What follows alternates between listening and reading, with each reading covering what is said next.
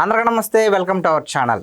Present మనతో పాటు గెస్ట్గా ఉన్నారు పొలిటికల్ అనలిస్ట్ షణ్ముఖ్ గారు. సార్ నమస్తే అండి. నమస్కారం అండి. ఇప్పుడు సోషల్ మీడియాలో ఒక వార్త బాగా వైరల్ అవుతుంది. ఏంటి అంటే మోదీ గారి సపోర్ట్ కోసం చంద్రబాబు నాయుడు గారిని కేసీఆర్ గారు కలిసి చంద్రబాబు నాయుడు గారిని మోడీ గారి దగ్గరికి వెళ్ళి రాయబారిగా పంపుతున్నారు అనే వార్త అయితే ఇప్పుడు సోషల్ మీడియాలో బాగా హల్చల్ అవుతుంది. ఇది ఎంతవరకు నిజమంటారు? మీరే అంటున్నారు కదండి సోషల్ మీడియాలో హల్చల్ అని. మరి సోషల్ మీడియాలో అసత్య ప్రచారాలు జరుగుతుంటాయి, నిప్పు లేనిదే పొగ రాదన్నట్టుగా కూడా ప్రచారాలు నడుస్తూ ఉంటాయి. సో దీంట్లో వాస్తవం ఎంత ఉందో అవాస్తవాలు కూడా రెండు రైలు పట్టాల మాదిరిగా నడుస్తూ ఉంటాయి సోషల్ మీడియాలో. మరి ఇప్పుడు మీరు ఏమడిగారంటే మోడీ గారి ఆశీస్సుల కోసం కేసీఆర్ గారు చంద్రబాబు గారితో రాయబారం పంపారట అని చెప్పేసి అన్నట్టుగా మీరు అడిగారు. మరి ఒకసారి రాయబారం సంగతి అటు ఉంచితే ఈరోజు కేసీఆర్ గారు చంద్రబాబు గారి పైన ఏ విధంగా దాడి చేశారు, ఏ విధంగా మాటలు మాట్లాడారు, యావత్ తెలుగు రాష్ట్ర ప్రజానీకం ప్రపంచంలో ఎక్కడున్నా సరే అందరూ విన్నారు, చూశారు, తరించారు. ఎందుకంటే కేసీఆర్ గారి యొక్క శాడిజం ఎలా ఉంటుంది, ఆయన పగబడితే ఎలా ఉంటుంది అంటే అవకాశం దొరికిందే తడవుగా మనం వాడుకోవాలన్నట్టుగా నీతి, నిజాయితీ, విలువలు, విశ్వసనీయతలు అన్నీ మరిచిపోయి ఒక రాజకీయం కోసం అధికారమే పరమావధిగా భావించి తను ఏ విధంగా అవతల వ్యక్తులను అంతం చేస్తాడు అనే విధంగా ఆయన 9 ఏళ్ల పరిపాలనా కాలంలో మనం చూసాం. మరి ఈరోజు కేసీఆర్ గారి భవిష్యత్తు ఏమైంది? 9 ఏళ్ళు నిరవధికంగా పరిపాలన చేసిన కేసీఆర్ గారు నేడు అధికారం కోల్పోయిన 2 సంవత్సరాలకే పరిస్థితి బీఆర్ఎస్ పార్టీ ఉంటుందా, ఊడుతుందా, అసలు విలీనం అవుతుందా అనే దిశగా చర్చలు కూడా నడిచాయి. మరి ఈరోజు చూడండి రేవంత్ రెడ్డి గారు 1 మ్యాన్ ఆర్మీగా ఈరోజు కేసీఆర్ గారి కుటుంబం పైన సమస్తము ఆయన టార్గెట్ చేసుకొని ఈరోజు అధికారంలోకి రావడం జరిగింది. మరి అధికారంలోకి వచ్చిన తర్వాత ఇంతవరకు పాత సామెత ఉండేది, దొరకనంత వరకు దొరికిన తర్వాత దొంగ. ఇది సామెత. మరి ఈ సామెత ప్రకారము దొరకనంత వరకు ఆయన 9 ఏళ్ల కాలంలో కేసీఆర్ అంటే తెలంగాణ అంటే కేసీఆర్, అంతకు మించి అంటే దేశకీ నేత. మహారాష్ట్రకు పోయాడు, ఉత్తరప్రదేశ్కు పోయాడు, ఆటికి పోయాడు, ఈటికి పోయాడు. ఈడున్న రైతులకు ఏం చేశాడో తెలియదు కానీ అక్కడ ఉన్నటువంటి రైతులకు ఏదో చెక్కులు ఇచ్చేకపోయాడు, కార్లతో ర్యాలీగా పోయాడు అని చెప్పేసి తెలంగాణ రాష్ట్రంలో ఉన్నటువంటి రాజకీయ ప్రముఖులు, విశ్లేషకులు కూడా ప్రధాన మీడియాల్లో విపరీతంగా చర్చలు జరపడం మనం అందరం చూసాం. అయితే మరి ఈ దేశకీయ నేత పరిస్థితి ఈరోజు ఎలా ఉంది అంటే రాయబారం చేస్తే తప్ప గతంలో ఎవరైతే అన్నారో డర్టీయెస్ట్ పొలిటీషియన్ ఆఫ్ ఇండియాగా చంద్రబాబు నాయుడు గారిని అభివర్ణించాడండి ఇతను. మరి ఈరోజు ఆ డర్టీయెస్ట్ పొలిటీషియన్ దగ్గరికే మీరు అడిగినటువంటి ప్రశ్న ప్రకారం రాయబారం పంపారట అని చెప్పేసి ఉండొచ్చు. ఎందుకంటే ఈరోజు కేంద్రంలో ప్రాంతీయ పార్టీల నుంచి పెద్దన్న పాత్ర పోషిస్తున్నది చంద్రబాబు నాయుడు గారే. There is no doubt at all. ఈరోజు మీరు మహారాష్ట్రకు పోండి, పవన్ కళ్యాణ్ గారు ప్రచారం చేస్తూ ఉన్నారు. ఈరోజు ఢిల్లీ ఎన్నికల్లో చూడండి చంద్రబాబు నాయుడు గారు ప్రచారం చేస్తూ ఉన్నారు. బీహార్ ఎన్నికలలో చూడండి నారా లోకేష్ గారు ప్రచారం చేస్తూ ఉన్నారు. మరి దేశకీ నేతని పిలవకోకుండా వీళ్ళందరినీ ఎందుకు పిలిచారు?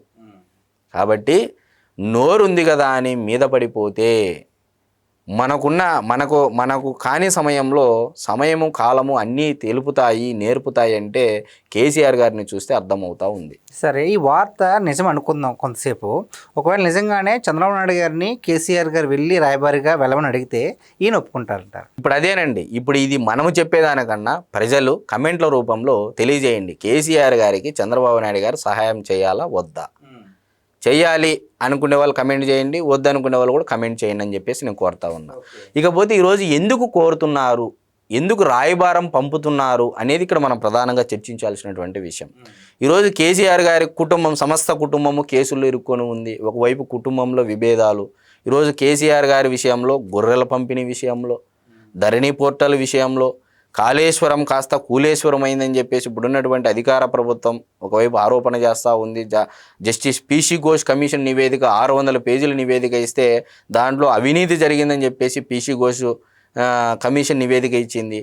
మరి అదేవిధంగా ఈరోజు ఫార్ములా 1 ఈ కారు రేసింగ్ సంబంధించినటువంటి దాంట్లో కేటీఆర్ గారికి గవర్నర్ గారు కూడా ఆమోదించారు, సంతకం చేశారు. 17A ప్రోటోకాల్ ప్రకారము ఒక ప్రజాప్రతినిధిని అరెస్ట్ చేయాలి, ఒక మాజీ ప్రజాప్రతినిధిని అరెస్ట్ చేయాలి, లేకపోతే విచారణకు పిలవాలి అని అంటే కంపల్సరీ గవర్నర్ గారి యొక్క అనుమతి తప్పనిసరి. మరి ఇప్పుడు ఆ 17A ప్రకారం ఇప్పుడు అనుమతి కూడా లభించింది. మరొక వైపు కేసీఆర్ గారి కేసు ఏది, ఈ కాళేశ్వర విషయం కాస్త అది సిబిఐకి వెళ్ళడం జరిగింది. కిషన్ రెడ్డి గారి కోరిక మేరకు. మరి ఇప్పుడు దాంట్లో కేంద్రం బీజేపీ ఏ విధంగా అడుగులు వేస్తుంది అనేది ఇది ఒక $1 మిలియన్ ప్రశ్నగా తెలంగాణ రాష్ట్ర ప్రజలలో మిగిలిపోయింది. మరి ఇప్పుడు కాళేశ్వరం అయిపోయింది, ఫార్ములా 1 కేసులో కేటీఆర్ గారు ఇప్పటికే విచారణకు వెళ్తూ ఉన్నారు, తొందరలో అరెస్ట్ కాబోతున్నారు కూడా అని చెప్పేసి చర్చలు నడుస్తూ ఉన్నాయి ఇప్పటి నుంచే డిజిటల్ ఛానళ్ళలో. మరి అదేవిధంగా మరొక వైపు లిక్కర్ స్కామ్లో కవిత గారు, అంటే కేసీఆర్ గారి యొక్క కూతురైనటువంటి కవిత గారు 120 రోజులకు పైగా జైల్లో ఉండొచ్చి బెయిల్ మీద రావడం జరిగింది. మరి ఆమె ఏకంగా బీఆర్ఎస్ పార్టీ నుంచి బయటకు వచ్చి ఏకంగా బీఆర్ఎస్ పార్టీ అంటే కేసీఆర్ గారి కోటరీ పైన ఈరోజు ఆరోపణలు చేస్తూ ఉంది. అంటే లైక్ దట్ జగన్మోహన్ రెడ్డి గారి కోటరీ పైన విజయసాయి రెడ్డి గారు చేసినట్టు ఈరోజు సేమ్ అదే తరహాలో కవిత గారు కూడా కేసీఆర్ గారి కోటరీ పైన ఆరోపణలు చేస్తూ ఉన్నారు. సంతోష్ రావు, హరీష్ రావు, ఆ తర్వాత పోతే ఈ రకంగా వాళ్ళిద్దరి పైన, అంటే గంగుల కమలాకర్ గారి పైన, మరి ఎవరైతే వస్తున్నారు జగదీశ్వర్ రెడ్డి గారి పైన ఈ మధ్యకాలంలో ఆరోపణలు పెంచడం జరిగింది. అంటే వాయిస్ ఎక్కువ ఇవ్వడం జరుగుతూ ఉంది వ్యతిరేకంగా, బీఆర్ఎస్ పార్టీకి వ్యతిరేక గలంగా. మరి మీరు చూడండి, ఈరోజు కవిత గారు ఇరుక్కున్నారు, హరీష్ రావు గారు కాళేశ్వరం దాంట్లో ఇరుక్కున్నారు, ఫార్ములా 1 దాంట్లో కేటీఆర్ గారు ఇరుక్కున్నారు, గొర్రెల పంపిణీ ఇంకా రాలేదు, గొర్రెల పంపిణీ స్కామ్లో, ధరణి పోర్టల్ స్కామ్ వరకు ఇంత రాలేదు. మరి 5 కేసుల్లో రేవంత్ రెడ్డి గారు అనుకుంటే ఎంతసేపు లోపలేస్తారు కేసీఆర్ గారు? ఎంతసేపు అంటే ఈరోజు దొరకనంత వరకు దొరికిన తర్వాత దొంగ అయ్యారు. ఆ దొంగ చేసిండేది ఈరోజు రేవంత్ రెడ్డి గారి ప్రభుత్వము ఇంత అవినీతి చేశారని. ఇప్పుడు ఈ అన్ని కేసుల నుంచి బయటపడాలి అంటే ఈరోజు మోడీ గారి ఆశీస్సులు ఉంటేనే. ఎందుకంటే ఆల్రెడీ కాళేశ్వరం కేసు సిబిఐకి వెళ్ళింది. అతి తొందరలో ఎవరెవరు బీజేపీ నాయకుడు స్టేట్మెంట్ ఇస్తారు, ఇది కూడా సిబిఐకి అండి మేము తేల్చేస్తామని. అది కూడా రేవంత్ రెడ్డి గారు ఏదో ఒక నైట్ టైం అసెంబ్లీ పెట్టేసి అది కూడా సిబిఐకి ఇచ్చేస్తారు. మరి ఈ లెక్క ప్రకారం చూసుకుంటే ఇప్పుడు మీరు ఈరోజు నరేంద్ర మోడీ గారి దగ్గర మాట ఉంది, పలుకుబడి ఉంది, ఆయన చెప్పితే ఏ పనైనా జరుగుతుంది. ఈరోజు టాప్ 5 లిస్టులో అంటే భారతదేశంలో అతి శక్తివంతుల జాబితాలో టాప్ 5లో చంద్రబాబు నాయుడు గారు కూడా ఉన్నారు, 3వ ప్లేస్లో ఉన్నారు. మరి 3వ ప్లేస్లో మోడీ గారు, అమిత్ షా గారి తర్వాత ఈరోజు చంద్రబాబు నాయుడు గారు నిలవడం జరిగింది. మరి చంద్రబాబు నాయుడు గారు మాటకి ఈరోజు దేశంలో ఏ రాజకీయ నాయకుడైనా పలికేటువంటి పరిస్థితి, ఆ స్టేచర్ తెచ్చుకున్నారు చంద్రబాబు గారు. మరి ఈరోజు కేసీఆర్ గారు అంటే గతంలో చెప్పారు డర్టీయెస్ట్ పొలిటీషియన్ ఆఫ్ ఇండియాగా అభివర్ణించాడు. మరి ఈరోజు ఆ డర్టీయెస్ట్ పొలిటీషియన్ అవసరం అవుతాడా, పోతాడా లేదా అనేది కాలమే నిర్ణయిస్తుంది. సో ఈరోజు వాళ్ళ కుటుంబము రాజకీయాలలో ఉండాలన్నా, బీఆర్ఎస్ పార్టీ బతకాలన్నా, లేకపోతే బీఆర్ఎస్ పార్టీ ఉనికి ఉండాలన్నా తెలంగాణ రాష్ట్రంలో, లేకపోతే వాళ్ళ సామ్రాజ్యాన్ని, వాళ్ళ కార్యకర్తల్ని, వాళ్ళ క్యాడర్ని కాపాడుకోవాలన్నా ఉన్నటువంటి ఏకైక మార్గము ఈరోజు కేసీఆర్ గారు ముందర ఏదైనా ఉంది అంటే అది చంద్రబాబు నాయుడు గారు, లోకేష్ గారు అనేది అయితే మనం స్పష్టంగా చెప్పవచ్చు. అయితే ఇప్పటి వరకు బీఆర్ఎస్ పార్టీ ఎప్పుడు కూడా మోదీ గారిని వ్యతిరేకిస్తూనే వస్తున్నారు కదా. సో మరి ఇలాంటి ఆపదకాలంలో వెళ్తే కనుక మరి మోదీ గారి నుంచి సపోర్ట్ వస్తుందంటారా? ఈరోజు బీహార్ రాష్ట్రంలో ఇండివిజువల్ పొలిటికల్ స్టేక్ ఉందండి బీజేపీ పార్టీకి. ఈరోజు మీరు చూడండి, నితీష్ కుమార్ గారి పార్టీ కంటే బీజేపీ పార్టీ ఎక్కువ సీట్లు సాధించింది. మరి అలాగే ఈరోజు తెలంగాణ రాష్ట్రంలో కూడా బీజేపీకి ఇండివిజువల్ పొలిటికల్ స్టేక్ ఉంది. మరి ఇప్పుడు బీఆర్ఎస్ని బతికిస్తే మాకు వచ్చేటువంటి లాభం ఏంది? సో ఏ పార్టీ అయినా, పొలిటికల్ పార్టీ అయినా వాళ్ళ లాభాలు, వాళ్ళ సిద్ధాంతాలకు అనుగుణంగా ఆలోచన చేసి రాజకీయ వ్యూహాలను దాన్ని బట్టే వాళ్ళు సపోర్ట్ చేయాలా లేదని చెప్పేసి ఆలోచన చేస్తాయి. ఇది జగద్విదితము, ఇది వాస్తవము. మరి ఆ లెక్క ప్రకారము ఈరోజు భారతీయ జనతా పార్టీ తెలంగాణ రాష్ట్రంలో దాదాపు 8 ఎంపీ సీట్లు గెలుచుకోవడం జరిగింది పార్లమెంట్ ఎన్నికలలో. బీఆర్ఎస్ పార్టీ 9 ఏళ్ళు పరిపాలన చేసినటువంటి బీఆర్ఎస్ పార్టీ ఈరోజు ఏమైంది? గుండు సున్నా. అంటే దాని అర్థం ఏంది? బీఆర్ఎస్ పార్టీ కంటే బీజేపీ పార్టీ పైన ప్రజలు ఎక్కువగా నమ్ముతున్నారు పార్లమెంట్ ఎన్నికల ద్వారా మనకు తెలిసినటువంటి అంశం. మరి ఇప్పుడు బీజేపీ పార్టీ కూడా ఏమనుకుంటుంది? ఎంపీ సీట్లు అంటే పార్లమెంట్ ఎన్నికల్లోనే 8 ఎంపీ సీట్లు వచ్చాయి, ఈసారి అసెంబ్లీలో గట్టిగా పోటీ ఇస్తే మనము అధికారంలోకి రాకపోయినా ప్రతిపక్షంలో కూర్చోవడానికి మనం ఒక మంచి జాతీయ పార్టీకి ఒక రాష్ట్రంలో మనం ఇండివిజువల్ పొలిటికల్ స్టేక్ వస్తుంది కదని చెప్పేసి ఆలోచన చేస్తుంది. మరి ఇప్పుడు బీఆర్ఎస్ పార్టీని ఏ విధంగా బతికిస్తుంది అంటే దానికి పొలిటికల్ ఈక్వేషన్ బీఆర్ఎస్ పార్టీ పెట్టుకొని చంద్రబాబు నాయుడు గారి దగ్గరికి వెళ్ళి అంటే రాయబారం పంపించి ఆ ఈక్వేషన్ని భారతీయ జనతా పార్టీని కన్వే చేయించగలగాలి. ఉన్నటువంటి ఏకైక మార్గం ఇదే.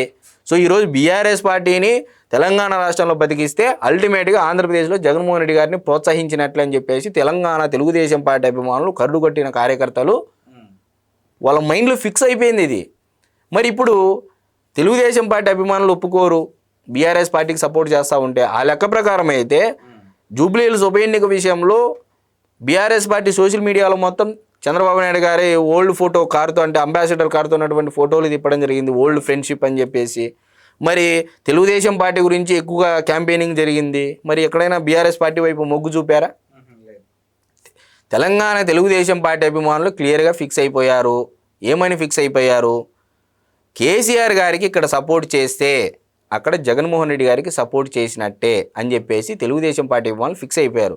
కాబట్టి కేసీఆర్ గారిని మేము సపోర్ట్ చేయము, అక్కడ జగన్మోహన్ రెడ్డి గారికి సపోర్ట్ చేయనట్లే అని చెప్పేసి తెలంగాణ తెలుగుదేశం పార్టీ కార్యకర్తలు మైండ్లో ఫిక్స్ అయి ఉన్నారు.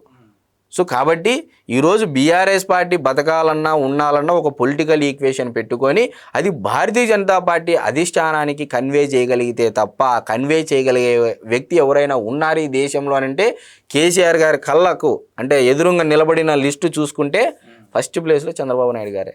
There is no option. ఇంకా ఆయనను కాదని ఈరోజు బీజేపీ పార్టీ కూడా అడుగులు వేయలేదు కదా. ఎందుకంటే ఏ రాష్ట్రానికి వెళ్ళినా స్టార్ క్యాంపెయినర్లుగా ప్రచారం చేస్తున్నారు. ఈరోజు భారతీయ జనతా పార్టీని తన భుజస్కంధాలపై మోసుకొని అటు పవన్ కళ్యాణ్ గారు, చంద్రబాబు నాయుడు గారు, నారా లోకేష్ గారు ఏ రాష్ట్ర ఎన్నికల ప్రచారానికి వెళ్ళినా ఆ రాష్ట్రంలో భారతీయ జనతా పార్టీ విజయ డంకం మోగిస్తూ ఉంది. కాబట్టి ఖచ్చితంగా చంద్రబాబు నాయుడు గారిని అయితే పోగొట్టుకోరు భారతీయ జనతా పార్టీ. ఎందుకంటే ఆల్రెడీ చావు తప్పి కన్ను లొట్టపోయినట్టు 400 ఎంపీ సీట్లు ఆశించి 240 ఎంపీ సీట్లకి పరిమితమైంది.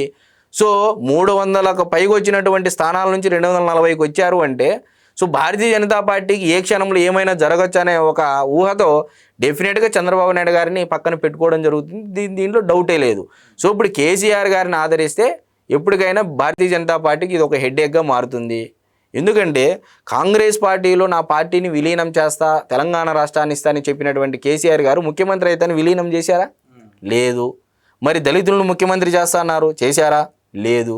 మరి తను నిలబడినటువంటి తన చెప్పినటువంటి మాటకి ఈరోజు శాంచిటివ్ లేకపోతే ఈరోజు భారతీయ జనతా పార్టీలో విలీనం చేస్తామని చెప్పి పొత్తులో కలుపుకొని రేపు గెలిచిన తర్వాత బయటకు వస్తే ఇంకో పార్టీలతో ఎంఐఎంలతో ఆ పార్టీలో ఉన్న వాళ్ళని వీళ్ళని లాక్కొని అధికారం చేజెక్కించుకుంటే అనే ఆలోచన కూడా భారతీయ జనతా పార్టీ అధిష్టానం ఖచ్చితంగా చేస్తుంది. కాబట్టి సో నాకు తెలిసి భారతీయ జనతా పార్టీ సహాయాలు ఉండకపోవచ్చు. ఎందుకంటే భారతీయ జనతా పార్టీకి కూడా తెలంగాణ రాష్ట్రంలో ఇండివిజువల్ పొలిటికల్ స్టేక్ అయితే ఉందని అయితే మనం ఖచ్చితంగా చెప్పచ్చు. థ్యాంక్ యూ అండి. నమస్కారం.